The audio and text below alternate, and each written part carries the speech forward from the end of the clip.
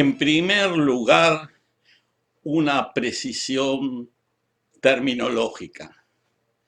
Lo que hoy llamamos Río de la Plata no conduce a ninguna región rica en este metal y en gran medida es el resultado de una contradicción histórica de navegantes que buscaban los grandes yacimientos de plata del Alto Perú por esta vía y el nombre finalmente quedó. Los pueblos nativos denominaban este macroaccidente hidrográfico con palabras que no conocemos, aunque sí sabemos que los pueblos guaraníes lo llamaban Paraguazú, de Pará, aguas extensas o mar, y Guazú, que quiere decir grande, o sea, gran extensión de aguas marinas. Todavía hoy el principal brazo del río Paraná en su delta es denominado Paranaguazú. En segundo lugar, una visión de sus orígenes. Resulta difícil imaginar la historia geológica del cuerpo de agua que hoy denominamos Río de la Plata. Geológicamente, el Río de la Plata es de origen reciente, o sea, poco más de 10.000 años, que en geología es muy poco tiempo. Digamos que hace unos 15.000 años, el actual fondo del río era tierra seca, estaba emergida y constituía una llanura baja en el eje de la cual estaba establecido un cauce fluvial, una especie de paleoplata que desembocaba en el Océano Atlántico, formando un delta limo-arenoso a la altura de la línea imaginaria Punta del Este-San Antonio. Este río, o mejor dicho, paleorrío, recibía afluentes de la margen izquierda, el antiguo río o paleorrío Santa Lucía, que curiosamente fluía hacia el oeste primero y luego desembocaba en el paleorrío Plata a la altura de Colonia y cambiando su dirección hacia el este, y luego desembocaba en el paleorrío Plata a la altura de Colonia. En esa época llegaban grandes cantidades de polvo limoso, loes, que atravesaban la llanura y el cauce del río, del paleorrío, y se acumulaban en la superficie de esa antigua llanura, hoy cubierta por agua. Y también hacia las zonas onduladas contiguas que habrían de constituir la mayor parte de los suelos agrícolas en los territorios litorales de ambas orillas, especialmente del lado uruguayo. El clima de ese periodo era semiárido y más frío, pero había suficiente vegetación como para alimentar varios mamíferos, muchos de ellos de gran tamaño, como los gliptodontes, que son especies de mulitas gigantes, los milodontes y los megaterios. Estos últimos dos son perezosos gigantes, y mastodontes, que son parientes de los elefantes.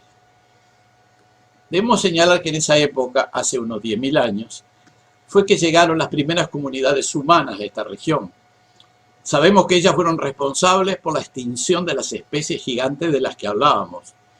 También esas comunidades humanas probablemente hayan podido ser testigos de los procesos de inundación de llanuras bajas que dio lugar a la formación del Río de la Plata como hoy lo conocemos.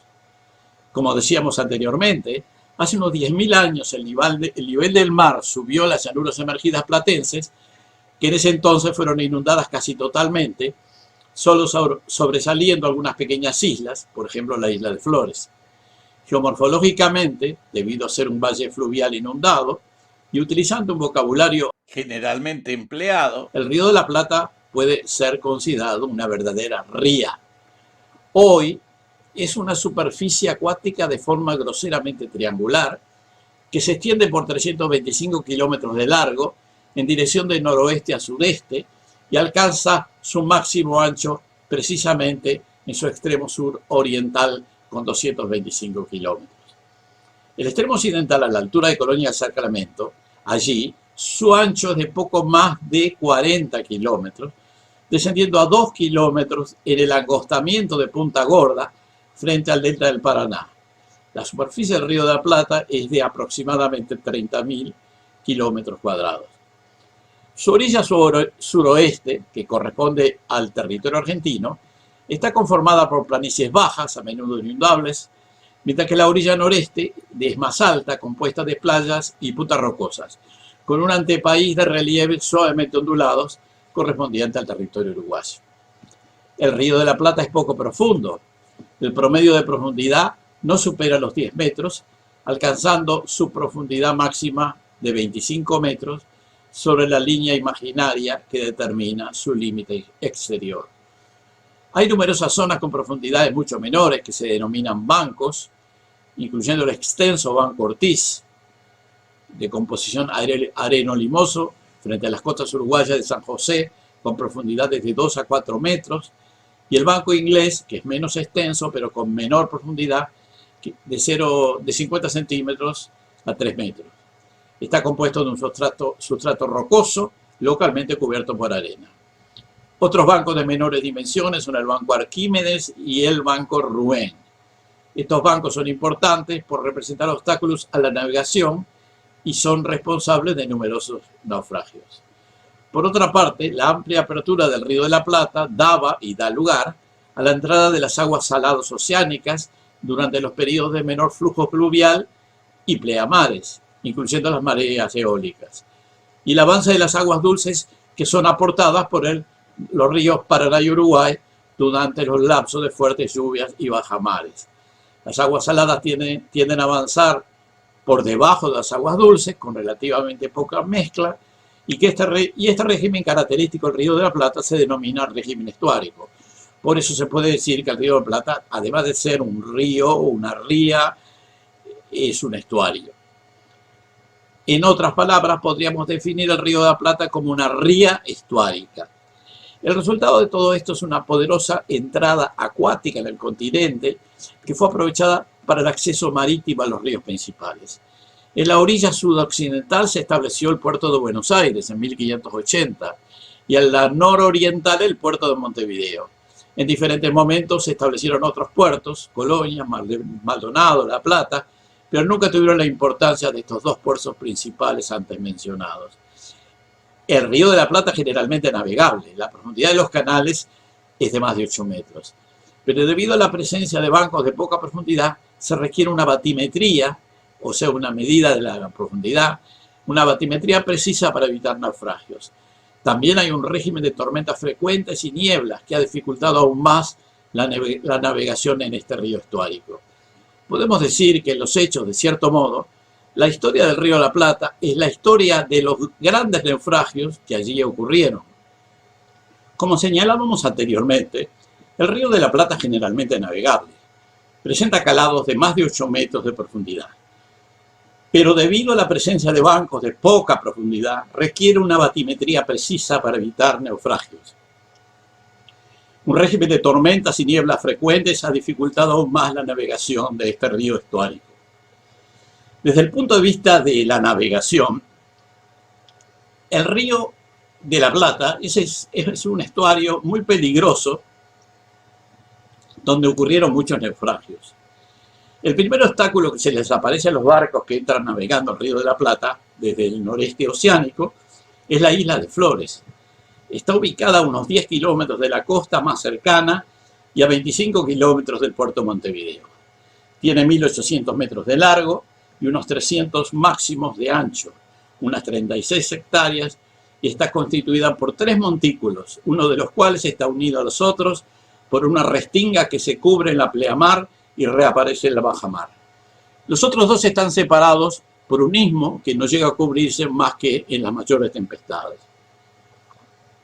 Ha estado ocupada desde tiempos coloniales. Allí se instalaron un hospital de campaña, un polvorín y finalmente un lazareto para cuarentenas de esclavos.